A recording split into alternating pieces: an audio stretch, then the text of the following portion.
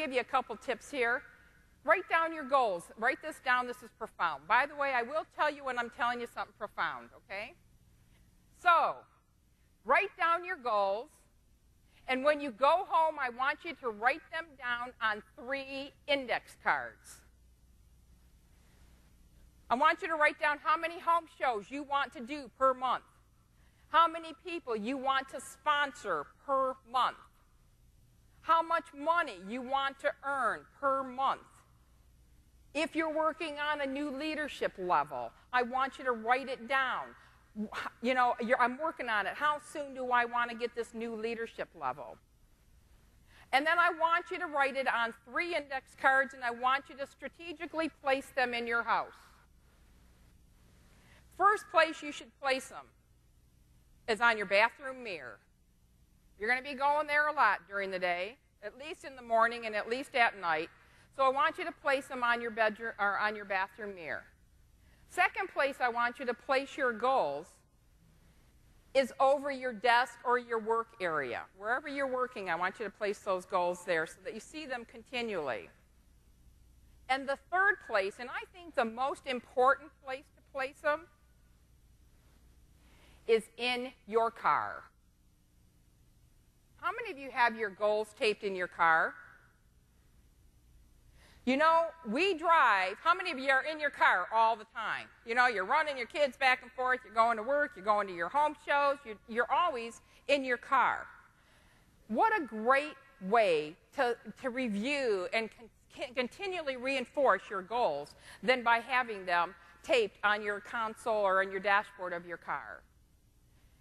If you're a leader and you have a new home style specialist driving with you to your home show so that you can do some training with her, and then all of a sudden she looks and she sees your goals on the dashboard of your car, you're reinforcing to her how important it is for her to set goals. She will be more apt to set goals that she can work on herself when she sees you demonstrating that you're working on your goals. Very, very quick, easy thing that you can go home and immediately implement into your business to get a little bit more success in your business. If we go to your handouts here, we're going to move fast through this today. You're going to find I have 2 speeds, 45 and 78. The Supreme Court bound executives already found that out. We're going to be in 78 most of the time. Okay, can you listen that fast? All right, good. There are 4 things you need to do to be successful in anything. Number 1 is you need to prospect. And 45% of your success comes from prospecting. This isn't in your notes. You got to write it down, okay? I know you're all looking for it. 45% of your success comes from learning how to prospect. 20% of your success comes from having good presentation skills. So let's think about this. 65% of your success comes from finding people and telling them what you do. Can you do this? Yes or yes? All right, you can do this. Find people, tell them what you do. Find people, tell them what you do. The third thing you need to be successful, is my mic cutting out? The third thing you need to do to be successful is you need product knowledge. And 20% of your success comes from product knowledge. And the last thing you need is personal and professional development. And 15% of your success comes from that. And I applaud you for taking time out of your busy schedules to be here this weekend at your Salute. Give yourselves a big hand. You deserve it. Robert Kiyosaki. Has anybody read anything from Robert Kiyosaki? Rich Dad, Poor Dad, Cash Flow Quadrant. Another book that really kind of validates what we do. Robert Kiyosaki has a book called Rich Dad's Business School. And he talks again about direct selling, network marketing. He says you need to learn to sell, and then you duplicate that, which is what direct selling is all about. You sell, you learn to sell, and then you sell. You sell your product, you sell your opportunity, you sell the opportunity to be a hostess, and then you duplicate that. You mentor people into the business, and you teach them how to do the same thing. To be successful, ladies and gentlemen, means you need to break down boundaries.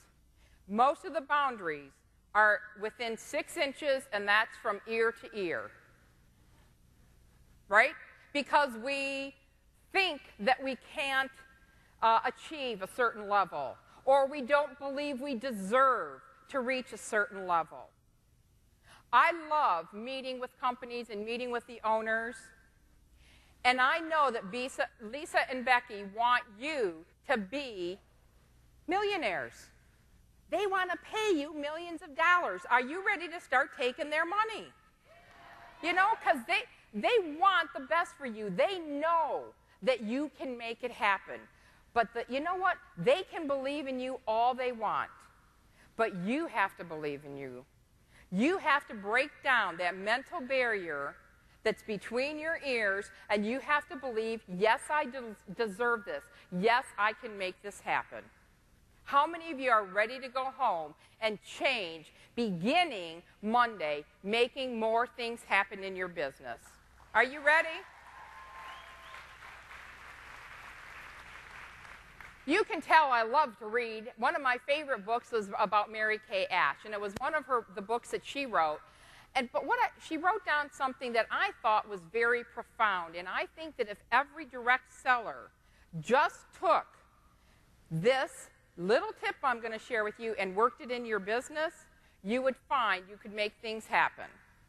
And Mary Kay, and she's passed away now, but she said, every morning when I wake up, I would ask myself, what are the 3 most important things I can do to grow my business? Let me give you a clue. It does not include cleaning your desk, okay? It includes doing those activities, making those calls, things that are going to produce income in your business, getting more bookings. Today what I'm going to do is I'm going to kind of share a system with you that I used for 22 years. And, you know, I got to tell you, when I started out in direct selling, I pretty much sucked. Okay? Is there anybody like me? You know, I mean, my schedule was awful. I did 2 shows one week and none the next. And then I did maybe 3, and then I had a couple weeks off. And it was like, anybody like on that roller coaster? Okay? That sucks.